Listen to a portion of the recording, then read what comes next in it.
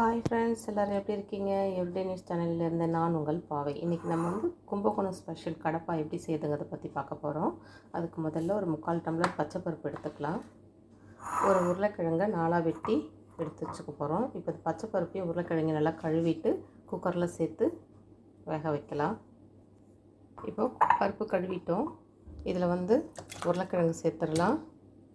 கொஞ்சம் போல் மஞ்சத்தூள், கொஞ்சமாக கல் உப்பு சேர்த்துடலாம். இப்போ இதை ஸ்டவ்வில் வச்சு ஒரு 4 விசில் விட்டுக்கலாம். இப்போது பருப்பு வெந்துட்டுருக்கக்கூடிய கேப்பில் நம்ம மசாலா ரெடி பண்ணிக்கலாம். ஒரு 2 பச்சை மிளகாவை உடச்சி சேர்த்துருக்கேன். ஒரு 8 பல் பூண்டு, ஒரு சின்ன துண்டு இஞ்சி நறுக்கி போட்டுக்கலாம். அது கூடவே கொஞ்சம் சோம்பு, ஒரு 8 முந்திரி பருப்பு, துருவின தேங்காய் ஒரு கைப்பிடி அளவு, இதெல்லாம் சேர்த்து நல்லா நைஸாக அரைச்சி எடுத்துக்கலாம். இப்போது பருப்பு நல்லா வெந்துருச்சு. அதுலேயே உருளைக்கிழங்கும் நல்லா வெந்திருக்கு. இப்போ இந்த உருளைக்கிழங்கு நம்ம தனியாக எடுத்துடலாம். எடுத்து தோல் உரிச்சிட்டு நல்லா மசிச்சு எடுத்து வச்சுக்கலாம். இப்போது கடாய் நல்லா ஹீட் ஆகிடுச்சு. இதில் நம்ம தாளிப்புக்கு நல்லெண்ணெய் சேர்த்துக்கலாம்.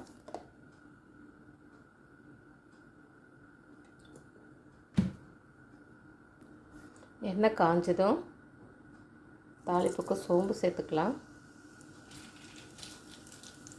ஒரு 2 பிரிஞ்சி இலை, கடல் பாசி, ஏலக்காய், அன்னாச்சிப்பூ, கிராம்பு எல்லாத்தையும் சேர்த்துடலாம். சேர்த்துட்டு கூடவே கொஞ்சம் கருவேப்பிலை சேர்த்துக்கலாம். சேர்த்துட்டு வதக்கிக்கலாம். லைட்டாக வதக்கிட்டு வெட்டி வச்ச ஆனியன் சேர்த்துடலாம். ஒரு பச்சை மிளகாவை 2ஆக கீறி போட்டுடலாம். இது கோல்டன் ப்ரௌன் ஆகக்கூடாது, கண்ணாடி பதத்துக்கு இருக்கணும். இந்த சமயத்தில் வெட்டி வச்சு தக்காளியும் சேர்த்துடலாம். இதே நல்லா வதக்கிக்கலாம். லைட்டாக மஞ்சள்தூள் சேர்த்துக்கலாம்.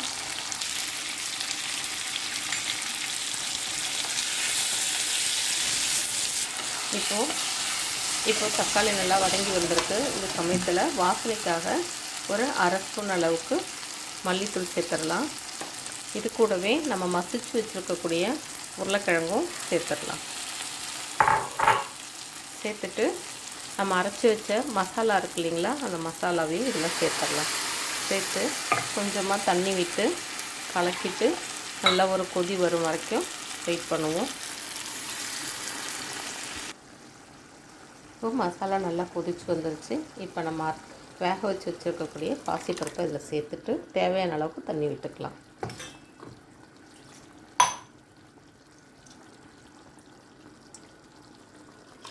நல்ல ஒரு கொதி வரட்டும்.